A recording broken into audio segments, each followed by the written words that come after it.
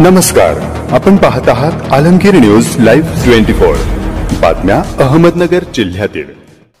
अहमदनगर शहरात 12 इमाम कोटला या ठिकाणी इलियास जहागीरदार पीरजादे परिवाराच्या वतीने दिनांक 12 जुलै 2024 शुक्रवार रोजी उर्दू महिना 5 मुहर्रम दिवशी संध्याकाळी मगरिब नमाज अदा केल्यानंतर सवारीची स्थापना करून चादर अर्पण करण्यात आले। यावेळी इलियास जहागीरदार बोलत होते।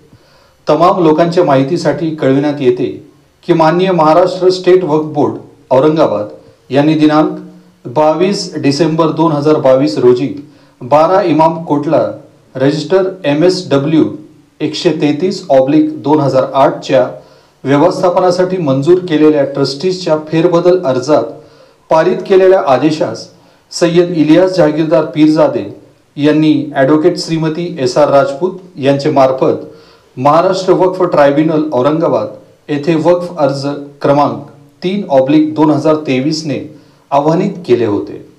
सदर वक्फ अर्जाला ट्रायब्युनल यांनी अंशतः मंजूर करून वक्फ बोर्डाने मंजुरी दिलेल्या ट्रस्टीजच्या फेरबदल अर्जास दिनांक 11 जुलै 2023 रोजी आदेश पारित करून रद्द केलेले आहे।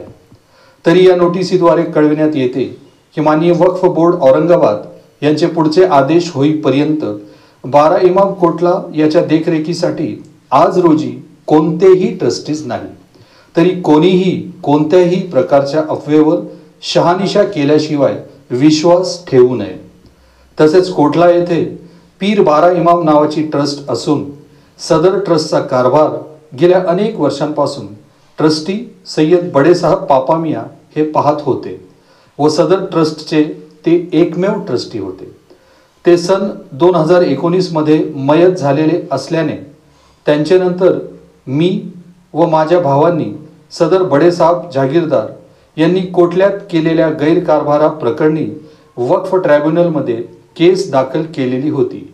त्याचा नंबर वक्फ अर्ज क्रमांक 22/2013 असा होता व तो अर्ज वक्फ ट्रायब्युनलने मान्य केला असून आम्ही सदर कोटलाचे मूळ पीरजादा कुटुंबाचे सदस्य असून आमचा या ठिकाणी खानदानी हक्क आहे असे मान्य केलेले आहे।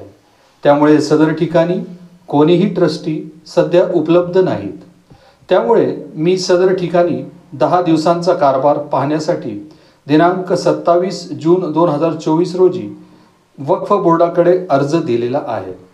तसेच सदर बडेसाहब जहागीरदार यांचे मुलांनीही दाखल केलेला वक्फ नोंदणीचा अर्ज वक्फ बोर्डाने मंजूर केलेला होता, परंतु तो अर्ज क्रमांक 3/2023 चा वक्फ ट्रायब्युनल यांनी दिनांक 11 जुलै 2023 रोजी फेटाळलेला आहे।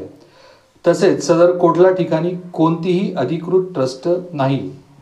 यावेळी सय्यद इलियास जहागीरदार पीरजादे, अवेज जहागीरदार, मोहसिन जहागीरदार, परवेज जहागीरदार, उबैद जहागीरदार, हुजैर जहागीरदार, शाहिद जहागीरदार, अलीम सय्यद, एजाज शेख, तौफीक शेख, सद्दाम खान आदि उपस्थित होते। अस्सलाम वालेकुम। सर्व हिंदू मुस्लिम बांधवांना सय्यद इलियास इसामुद्दीन पीरजादे जहागीरदार यांच्याकडून मोहरम 5वीचे बहुत हार्दिक शुभकामनाएं। अस्सलाम वालेकुम। सय्यद इलियास इसामुद्दीन जहागीरदार व पीरजादे फॅमिली सर्व हिंदू मुस्लिम बांधवांना मोहरम निमित्ताने खूप शुभेच्छा, हार्दिक शुभेच्छा।